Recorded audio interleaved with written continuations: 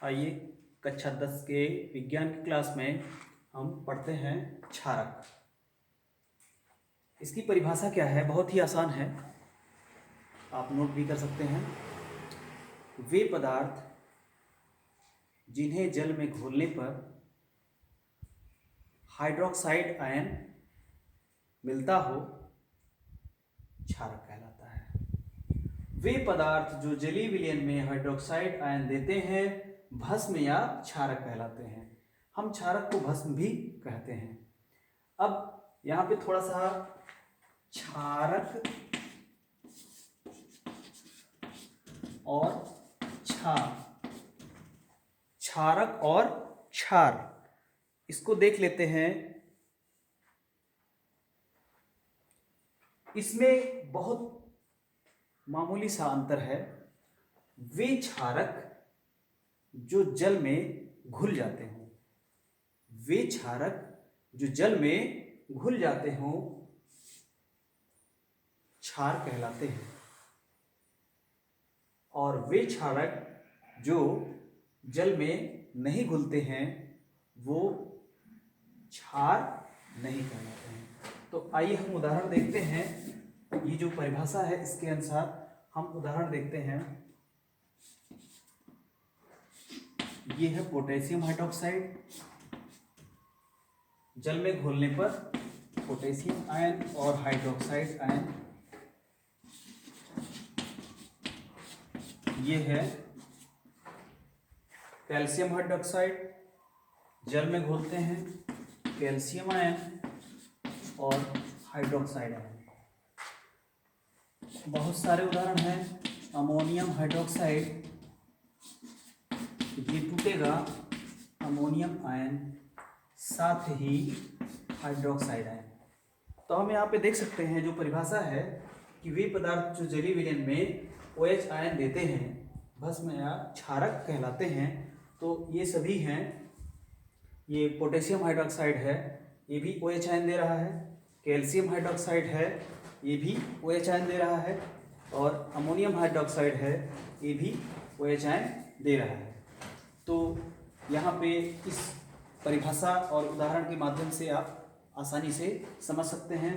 अब हम यहाँ पे देखते हैं क्षारक के प्रकार।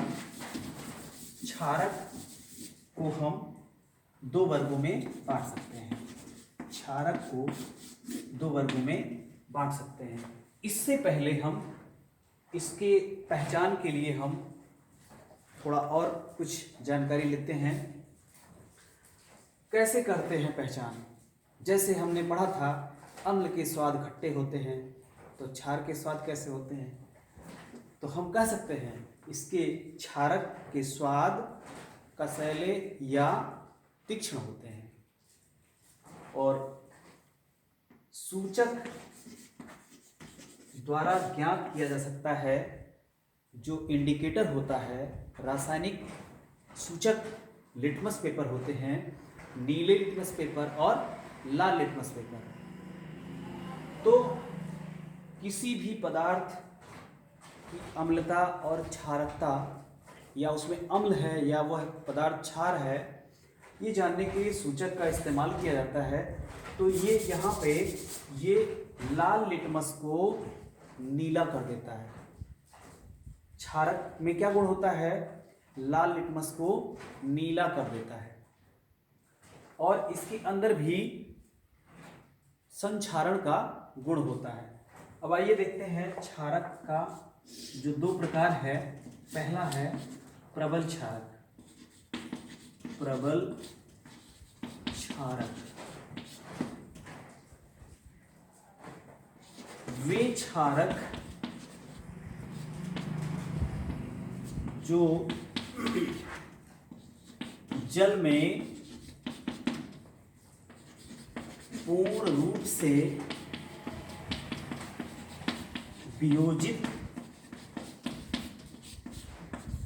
हो जाते हैं।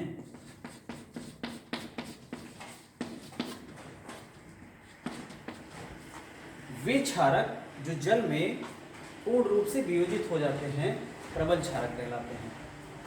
और इसके उदाहरण हैं NaOH, NaOH TOH, जस्ट इसका उल्टा है दुर्बल क्षारक। तो हम कह सकते हैं वे क्षारक जो जल में पूर्ण रूप से वियोजित नहीं होते हैं दुर्बल क्षारक कहलाते हैं। तो यहाँ पे हम इसका भी उदाहरण देख लेते हैं।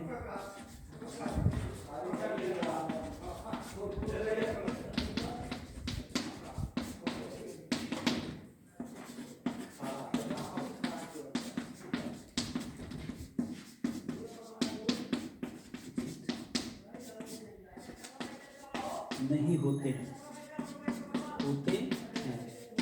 और इसका उदाहरण है अमोनियम हाइड्रोक्साइड,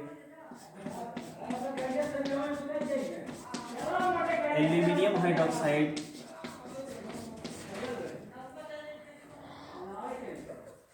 तो आपने देखा क्षारक के बारे में।